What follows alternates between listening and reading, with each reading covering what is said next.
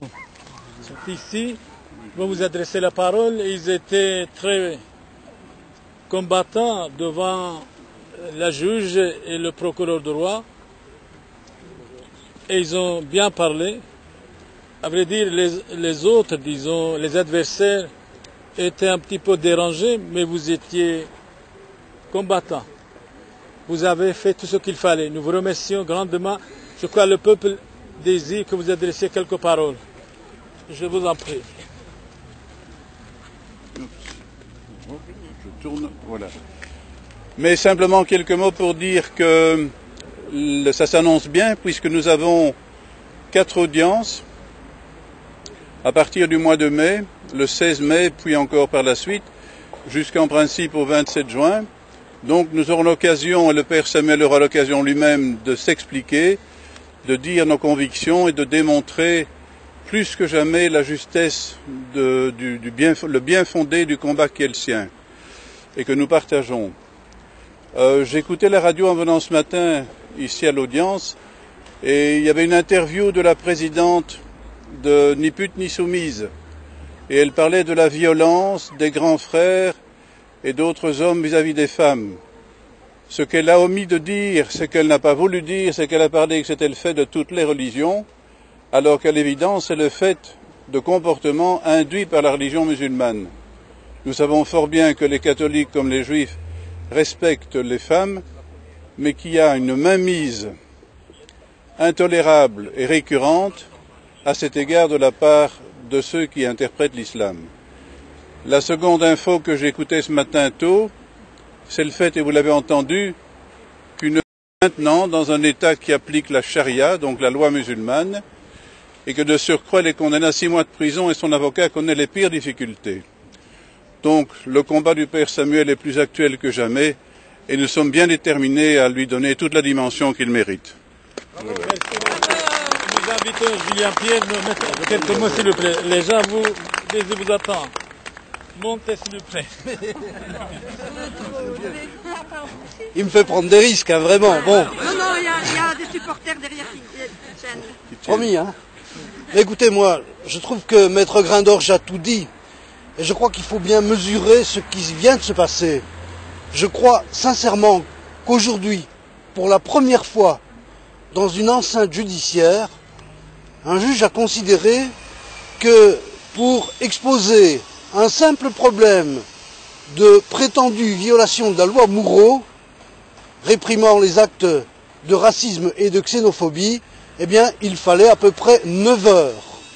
Donc c'est vous dire que probablement pour la première fois dans une enceinte judiciaire en Belgique, le Père Samuel aura l'occasion, lui-même et par la voix de ses avocats, de vraiment mettre ce débat sur l'islam à plat. Et donc, effectivement, je vous invite à être présent pour suivre ces débats, car de toute évidence, ils seront particulièrement intéressants. Et moi, quelle que soit l'issue, vous savez, dès à présent, j'ai envie de dire, en tout cas, le magistrat que nous avons là, sur notre chemin, nous donne la possibilité de nous exprimer vraiment, et cela au moins, reconnaissons-le, c'est une note qu'on doit considérer comme positive. Voilà, merci.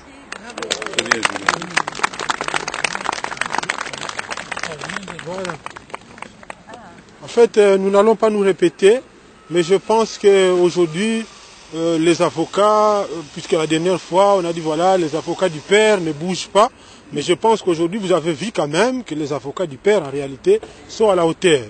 En tout cas, le temps qu'on a obtenu pour expliquer notamment la forte personnalité du Père, 40 ans au service du peuple, tout ce qu'il a fait dans sa vie par rapport à des accusations qui ne sont pas justifiées. Donc je pense que le temps qu'on nous a donné nous permettra d'expliquer très clairement au tribunal que le Père n'est nullement raciste. Contrairement, il aime tous les hommes, mais il dénonce tout ce qui est mauvais, tout ce qui est acte mauvais, et la fausseté notamment. Mais en fait, nous pensons aussi pourquoi nous avons demandé un temps suffisant, c'est parce qu'au départ, nous pensons que condamner quelqu'un à la va-vite, surtout lorsqu'il s'agit d'un prêtre, en tout cas, on en fait en ce moment-là, quelque part, un otage, si vous voulez, parce qu'il n'aura pas le temps de s'expliquer.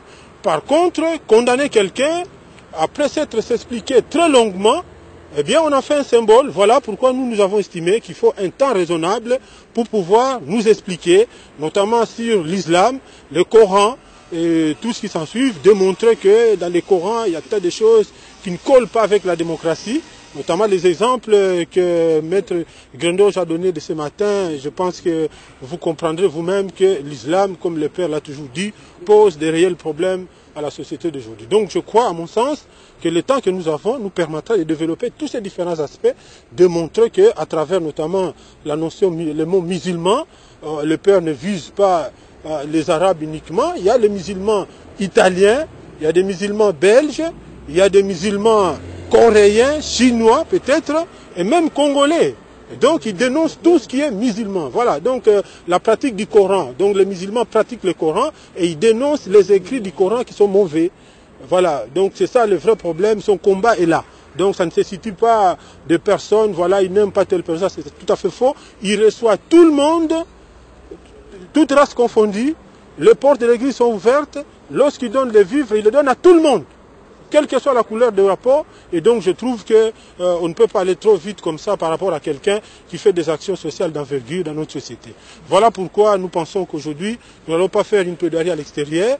Donc on a un temps suffisant pour nous expliquer. Et je crois que mes prédécesseurs ont bien expliqué la chose. Et donc je vous remercie pour votre soutien. Et nous vous demandons, comme ils l'ont fait, de continuer à nous soutenir parce que nous pensons que la foule apporte quand même quelque chose par rapport à la situation qui nous préoccupe actuellement. Je vous remercie. Merci.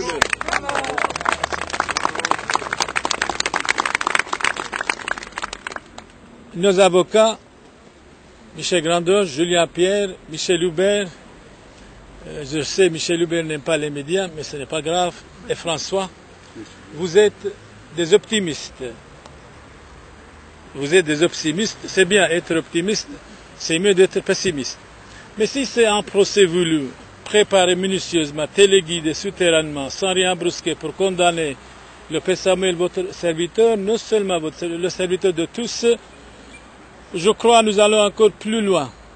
Je sais, je suis convaincu, il n'y a rien absolument. Quelqu'un nous a envoyé un texte, il dit la phrase que vous avez prononcée, ça retourne totalement contre eux. C'est-à-dire, c'est eux, ils seront piégés. Si les avocats plaident sur cette phrase, et quelqu'un très très compétent nous a envoyé un texte absolument fondamental. On va vous le montrer en temps voulu. Donc frères et sœurs, qui que vous soyez, vous pouvez monter dans les autocars. Si vous désirez venir jusqu'au couvent, au monastère, à l'église, boire un café, vous pouvez. Sinon, chacun chez soi. Mais je vous remercie au nom de mes avocats et de tout le monde.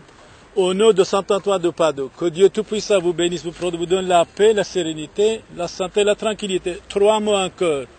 Il ne faut pas être trop sensible. Ne pas être tout le temps aussi penser à soi égoïstement. Et si quelque chose ne nous convient pas, nous devons accepter ces choses-là, les meilleures. C'est une parole de Thomas More au roi d'Angleterre, Henri VIII. Je vous remercie pour votre présence et pour votre compréhension. Ainsi soit-il. Amen. Merci mes avocats. Voilà. On peut se voir quand vous voulez. On peut se voir quand vous voulez. François, merci.